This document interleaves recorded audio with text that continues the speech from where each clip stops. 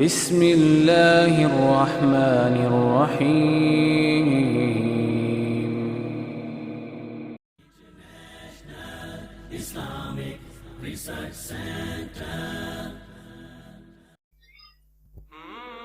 پہلوں کے مقام کو پا لینے اور بعد والوں پر سبقت لے جانے کا سبب بننے والا ذکر ہے.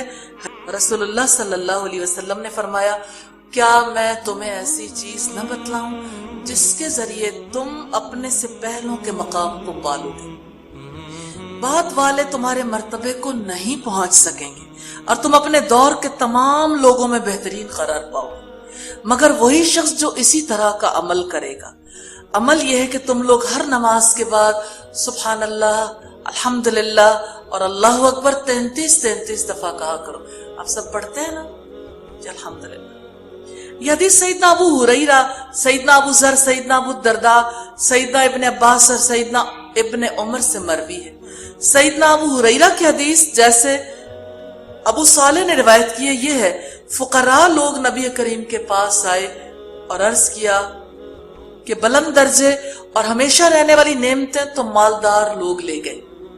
وہ نماز تو ہماری طرح ہی پڑھتے ہیں، روزہ بھی ہماری طرح کا رکھتے ہیں، لیکن ان کے لیے مالوں سے حاصل ہونے والی فضیلت زیادہ ہے.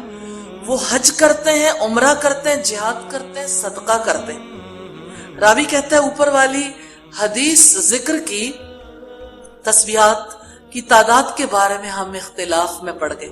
کوئی کہتا کہ 33 دفعہ سبحان اللہ، 33 دفعہ الحمدللہ، 34 دفعہ اللہ اکبر کہنا ہے، اور کوئی کچھ اور کہتا.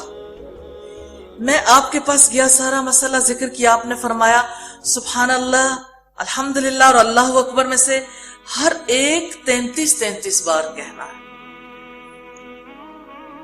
تو یہ اس ذکر کی فضیلت ہے اور اس ذکر کو کرنے کی ترغیب اس میں دلائی گئی ہے. عمومی طور پر ایسا ہوتا ہے کہ اس ذکر کو کرنے سے پہلے ہی اپنی مصروفیت کے باعث یا کسی بھی حوالے سے جائے نماز سے اٹھ کھڑے ہوتے ہیں. حالانکہ اگر آپ یہ دیکھنا چاہیں سبحان اللہ 33 بار کہنے میں اور الحمدللہ اور اللہ اکبر کہنے میں کتنا وقت لگتا ہے، کل 1.5 منٹ بھی نہیں لگتا. 1.5 منٹ بھی اللہ کی یاد کے لیے نکالنا 2 بھر ہو جاتا ہے. تو آج سے طے کر لیں کہ یہ ذکر کر کے ہی اٹھنا ہے انشاءاللہ جائے نماز.